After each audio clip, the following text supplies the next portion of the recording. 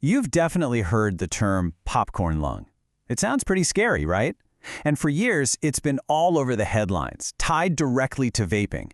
But what's the real story? Is there any truth to the connection? Well, today, we're going to dig in and investigate what the actual evidence has to say. So, let's get right to it. This is the big question we're here to answer.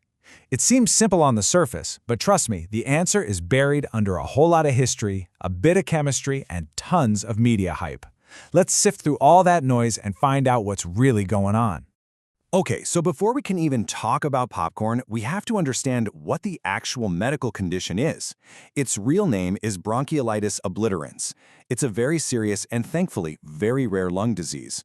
Basically, after some kind of severe injury to the lungs, the body's healing process goes haywire, building up scar tissue that blocks the tiniest airways.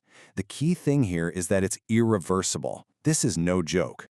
All right, so how in the world did a serious lung disease get its nickname from a movie theater snack?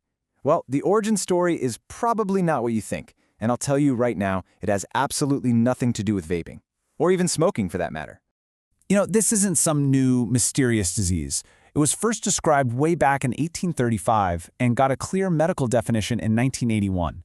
That catchy, kind of scary nickname, popcorn lung, that's actually a super recent development, only showing up in the early 2000s. And here we go. This is where the name comes from. It all started with an investigation at a popcorn factory where workers were getting really sick. The culprit? It turns out they were inhaling massive amounts of a vaporized chemical called diacetyl. It's the stuff they use to create that delicious artificial butter flavor.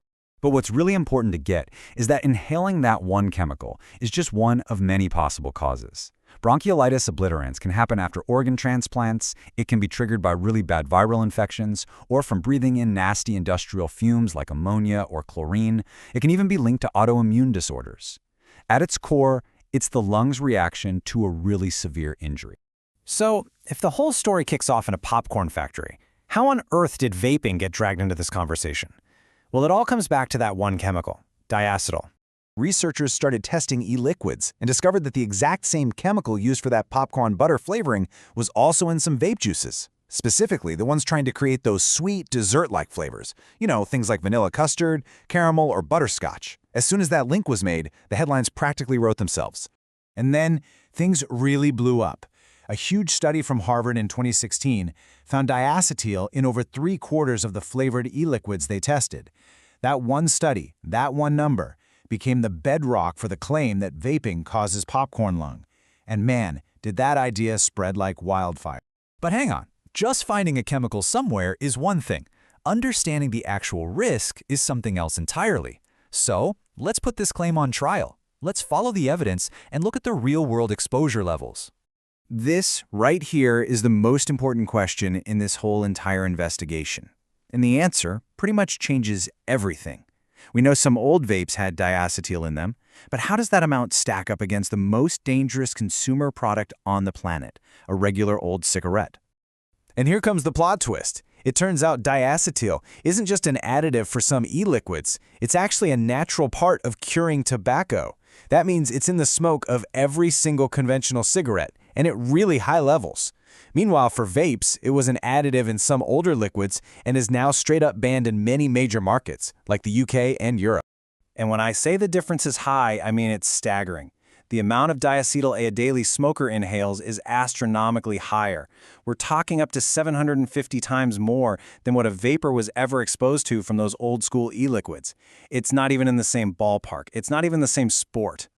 So that leads to a pretty logical follow-up question, doesn't it? If a billion smokers worldwide are inhaling hundreds of times more diacetyl day in and day out, then we should be seeing millions of cases of popcorn lung from smoking, right? That only makes sense. And the answer is a massive, definitive no. Despite decades and decades of research, with billions of people smoking, there has never been a single clinically proven case of popcorn lung linked to smoking tobacco. Not one.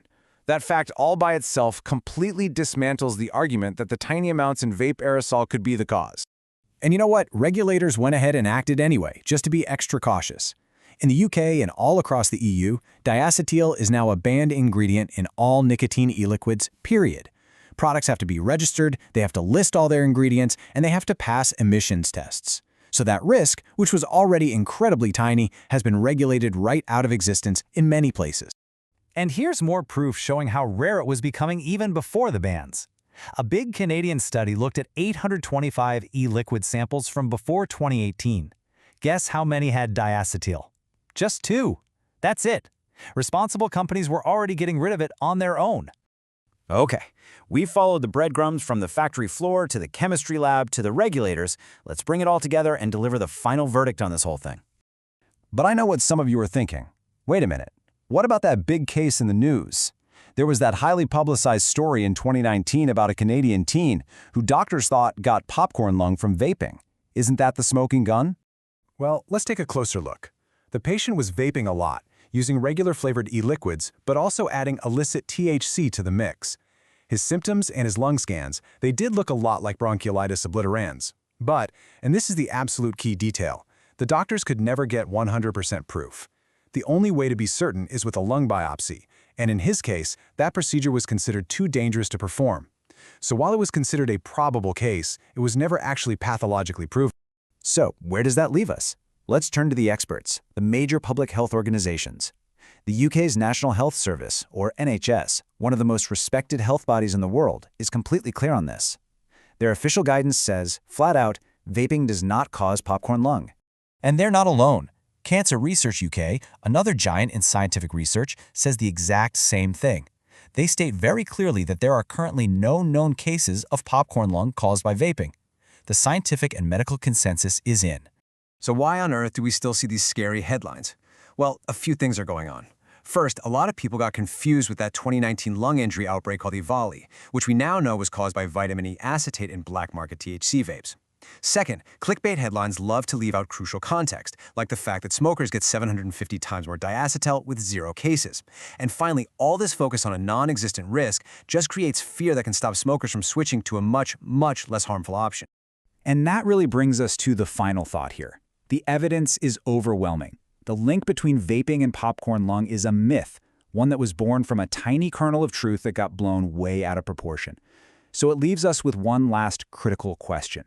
If the science is so clear, why is this debunked claim still so powerful and persistent in the stories we are told every day?